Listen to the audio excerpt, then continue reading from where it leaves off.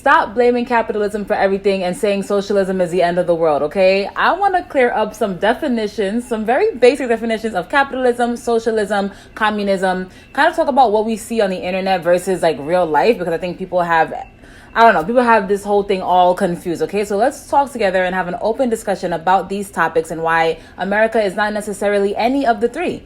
Stick around for all that and more. It's Crystal with the Cash Compass.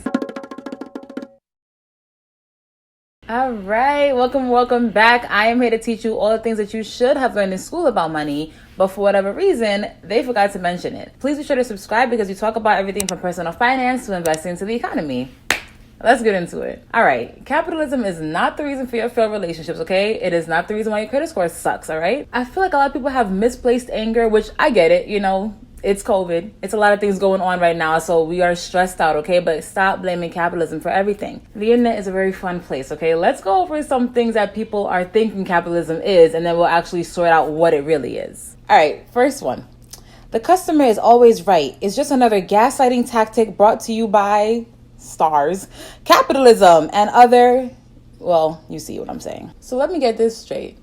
You got fired from Burger King, and now you're mad at capitalism. You should have just took the order correctly. The next insightful post reads, capitalism breaks you down, destroys your identity and community, and then tries to fill the void with consumerism. When that inevitably fails, fascism flies in to save the day and fill the void with ultranationalism. Then everything gets infinitely worse. What? The next one reads, and I'm going to skip past the first part. Well, it's good that capitalism has not resulted from and never resulted in death, poverty, and dictatorship. Oh, wait. I'm being passed a note. 1.6 billion killed, damn. Just because somebody wanted to sell some fruit and flat tummy teas? So I think people just take the word capitalism. It sounds good, so they take it and run with it, and all of a sudden everything is to blame. But let's go over the textbook definition of what capitalism is. The technical definition is an economic and political system in which a country's trade and industry are controlled by private owners for profit rather than by the state. Blah, blah, blah. Basically, what that means is that we have the choice to actually choose what we're going to produce, right? If we want to add value to the country by saying, they need some flat tummy tea because they're in need of some flat tummy tea. Let's go ahead and make this. We're going to fulfill a need, okay? We're going to satisfy the customer. And then we can actually say, we're going to charge this much. We're going to pay this much. And these people, if they're actually interested in it, they're going to buy this much, right? So you'll hear that typically called like a free market, where literally we are in control of what we want. If you want to start a clothing business, well, capitalism allows you to do so. If you want to be an entrepreneur, capitalism allows you to do so because it gives us freedom to actually take resources and provide services or goods to people in exchange for money. So this system makes sense to me, right? Because if you are a hardworking person, you took the chance, you did your research, and you created a product that people love, and now everybody loves your product and they're rushing into it, well, you do deserve to make more money than other people, right? Because you were the innovator. You were the one who actually took this company and made it what it was. So you should get paid, in my opinion, more than the person who's working for you, because this is your company, this is your child. They can leave anytime they want to, but you necessarily don't have that option, right? So you should get compensated for all that extra work that you do. But consequently, if you became, the next best thing and now everybody's running to your product and you've kind of maybe created like some sort of monopoly around that product, well, then you have a great incentive to try to make as much money as you can. And who wouldn't? I think that's kind of probably human nature, right? To just kind of extract what you can out of your company and see how far it can grow. But that might result in not giving your employees better wages or better benefits, trying to really beat down those costs, outsourcing your jobs, replacing your jobs by computers, and really creating a situation where people feel nervous that they might lose their jobs, right? Because they're trying to really get that bottom line as big as you can. This system also dramatically increases the wealth gap, right? Because as these people get richer and they're not giving back to their community, they're not giving back to their employees, they're just kind of sucking the life out of this company, well, then the middle class gets further and further from riches, and the top 1% becomes the top 0.1%, becomes top 0.001. You get the point, right? It creates this wealth gap because those people are being a little bit stingy with their money, so people don't like that, right? But let me be the first to tell you, that is not capitalism's fault, okay? That is the fault of greed. That's it.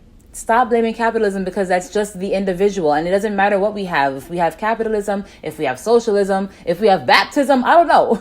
No matter what we have, you're going to have people who are greedy and self-interested, right? So there's always going to be some sort of conflict between the people who are working and the owners, because you're going to always feel like you're not getting enough, and they're going to always feel like they should be compensated more. So basically, another school of thought is, well, let's not have, these profits privatized, right? Let's have everybody own it, okay? Let's get rid of those social classes and let's kind of tighten in that wage gap. Well, then in comes socialism. And socialism tries to level the playing field by making all the people who actually are putting that production into something, they're in full control of these companies, right? So it's no longer this one individual. It's kind of like a collective thing, So what you'll end up having is maybe everybody's putting into the pot, but not everybody's taking out equally, okay? Perfect example. A lot of people say we should get free schooling, we should get free college, we should have free healthcare, okay? So what's going to end up happening is people have to pay for that somehow, right? It can't just be free. As long as we have money and people need money to live, we got to charge things, right? So we can eat. So then what you end up having is you'll probably get taxed at a much higher tax rate, like maybe 50%, and that will cover your healthcare, that'll cover colleges and everything. But just because you're paying for those taxes don't necessarily mean you're going to actually enjoy all those benefits, right? So it's everybody putting in, and it'll be disproportionately kind of allocated around, because what if I'm 35 and I have no intentions on going to school anymore, but now I'm paying for somebody else to go to college. So it's kind of just evening that playing field out and kind of giving everybody opportunities, expanding what your rights are. So in some places you have the right to free healthcare, the right to free education, whereas we don't have those rights here in America. A drawback with socialism, though, is that it's really heavily reliant on the government. And as we can see, the government is not always efficient. A lot of times governments hire a lot of people, but those people don't actually do a lot of work. And as we can see with these past, stimulus checks and these proposals, they work really, really slow. So if you want a business, but it's kind of owned by the people or owned by the state, it's going to be much more delays. You can't really satisfy a need or even really work a price down fast enough, because in a market economy, a free market economy, anybody can just pick up and start a business, right? But with socialism and communism, it's not the same thing, okay? We're really heavily reliant on the government, and that can create a lot of delays and not really meeting needs. But the good thing about socialism is it will prevent, allegedly, this is all theoretics. Like if you ever look at the definition of socialism and communism, they are both theories. And that's because we haven't really truly seen just a purely capital, a purely socialism, a purely communist country. And I'll get into that in a moment. But the good part about socialism is that now you don't really have as much exploitation going on, right? Because we're kind of putting all of our efforts into one pool and then distributing it out, right? If the state owns everything, well, there might still be some sort of idea of like classes, but it wouldn't be as dramatic as it is under capitalism, because capitalism allows greed to kind of run rampant, whereas socialism is like that's ours. Now there seems to be a lot of gray between socialism and communism. They both kind of seem the same. The main difference is that with communism, nobody owns jack. There's no private property with communism. It's we all get in this together, okay? Ideally, communism is ideally a stateless, no money, no type of class society, which again has never happened. You might have different countries saying they were communist, but we have not ever in history, at least not that we know of, seen a truly communist country. Because communism is basically you're just taking exactly what you need, you're putting the work in, and you're taking out exactly what you need, and that is it, which we obviously know we are not capable of. I think we've all seen it. Still going through it right now, okay? I went to go try to get some multi-purpose cleaning, and for weeks I could not find it. And I know y'all not cleaning your house that well, okay? But people are greedy and they're scared. So you'll end up buying 50 pounds of toilet paper that you don't even need, because people are greedy and they think about themselves. So will we ever reach a communist kind of society where everybody's just kind of like all together and we're just taking what we need and giving what we need? No. It won't work that way, because as long as people are self-interested and have some sort of form of greed, we won't see that. So as you can see, they all have their faults. I don't think America can fall neatly into any of them. I think we kind of borrow a little bit of everything, right? Because we do have a quote unquote free market, but we also have heavy manipulation from the government and from the Federal Reserve. So it's kind of hard to call us a free market when, sometimes if you do want to open up a business or if you do want to have some sort of trade, you have to get certain licenses, you have to pay certain taxes. I mean, it's kind of like a process to just kind of get it. You can't just kind of pull up to the side of the curb and start selling something. No, you need to have it registered. So there's like loops that you have to kind of jump through before you actually get into what you want as a business. And our government is heavily involved, okay? You can't say you want a free market if the government's always putting their foot in everything. So people who are mad at capitalism, it's like, I think you're really mad at greed and at government intervention, okay? I think the system is very, very, very flawed, and people just kind of shout these things out because it sounds good, but we don't really take the time to think about, okay, what do these words actually mean? What do you guys think is wrong with capitalism, okay? Because I know personally people don't like the whole wage gap thing, and I totally agree. But again, that just goes back to greed. I don't know that we can ever get rid of that. You can say you're going to tax the rich, but newsflash, out of all the revenue that the government collects in taxes, only 15% of that comes from corporations, okay? And that was even before the Tax Cuts and Jobs Act. Like, they seem to consistently give only 15% of the revenue.